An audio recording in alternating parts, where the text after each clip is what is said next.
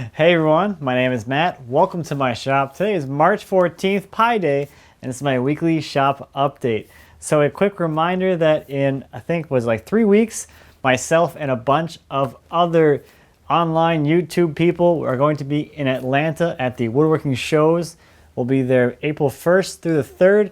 So if you're in the Atlanta area or you're planning to travel to the area, I am looking forward to meeting as many people as possible. You can get all the details you need over at videowoodworkers.com. It has the schedules of when everyone's going to be there and all the information about the event. So check that out. So I wanted to do a quick follow-up on the Steel 090 milling video I did yesterday. A couple of people asked if the throttle lock was actually holding the throttle at full throttle. And that was something that I hadn't considered. So I took a look at it today, and the throttle lock does not keep the throttle at full throttle. So I did try another test with it. I actually wrapped the throttle in a cable wrap to keep it going the whole time. And the cut speed was about the same, to be honest.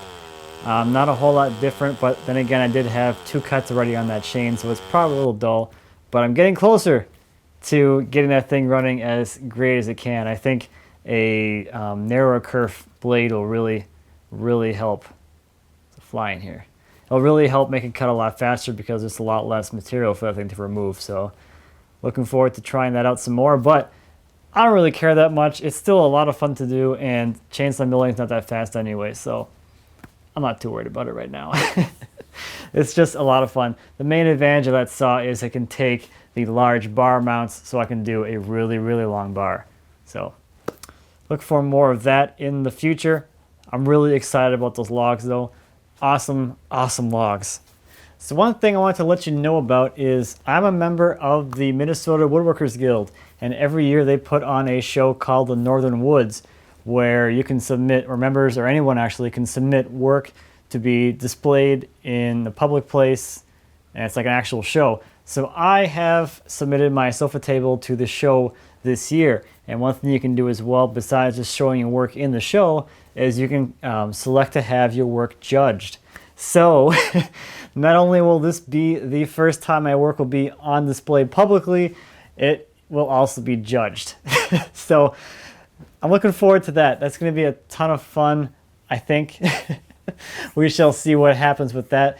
But I wanted to let you know about that. That is going to be in April. I believe it's like the 20th or something. I'll put the actual dates down there in the description. But one thing I wanted to let you know about for sure is that if you haven't looked in your area to see if there is a woodworkers guild or club or anything like that that you could join to meet up with woodworkers and have fun and hang out and talk shop with, you should definitely check it out. There is a listing of them over at Fine Woodworking. There's a link to that in the description. It goes through every single state and lists all the clubs or guilds or organizations in the state. So let's get into some viewer projects. This first one I have is from Jeff. This is a great fireplace surround. Jeff did a really great job with the design on this thing. I really like the diagonal grain along the top of the mantle area there. It's really cool. Jeff has a really great write-up on his website. I'll have a link to that in the description, so if you want to take a look at the before pictures or any of the process pictures of building this surround, you can check that out. It's really well done. Next, we have a baseball display by Lance. So Lance said he got the honor to build this piece for the National League Cy Young Award winner Jake Arrieta of the Chicago Cubs. This is a display for his game ball from his 2015 no-hitter against the Dodgers. Sports stuff. Said this piece was made with quilted maple veneer, and he used trans-tint dyes for both the colors. He finished the piece with Sharon Williams Cab acrylic lacquer buffed to a high gloss finish. This thing is really cool. I haven't really seen that kind of dyeing done before either.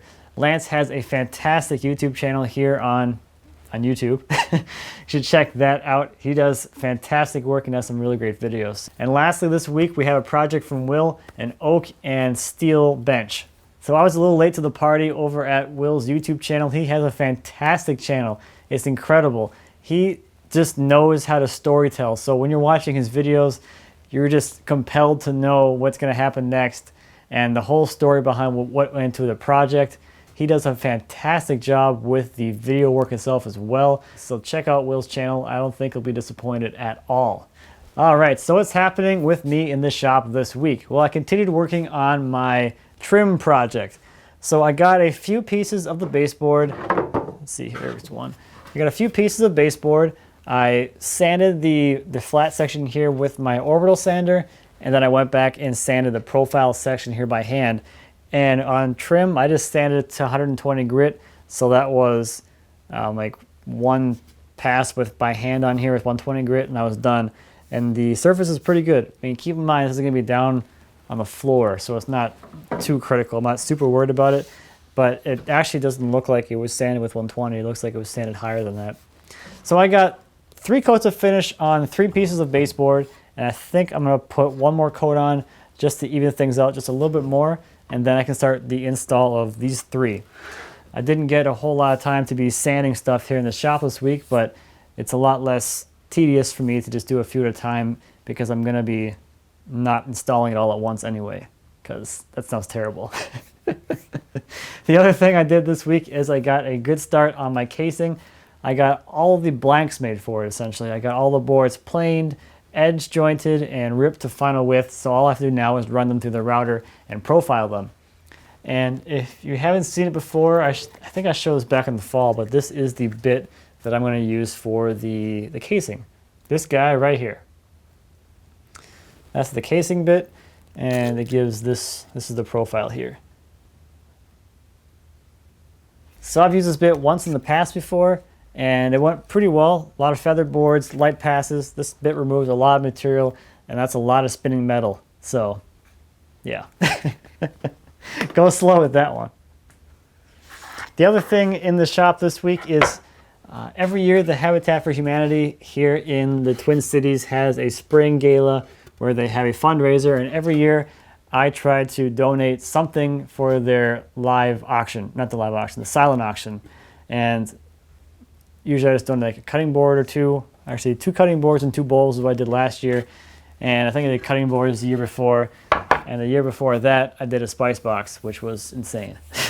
That was a heck of a donation. So I finished up a couple more cutting boards this week for the gala for that donation, and I'm going to finish up a couple bowls for them as well. So that'll give me a chance to hopefully film the finished turning video to go with the rough turning video that I did a couple weeks ago. I also spent some time kind of cleaning and reorganizing some stuff over there on that wall. I'm not really going to show you right now because it kind of is full of junk again, but I'm getting somewhere with that because I want to put a miter saw station back there over by the spindle sander. So that'll be coming hopefully at some point. But anyway, that's about all I have for you this week.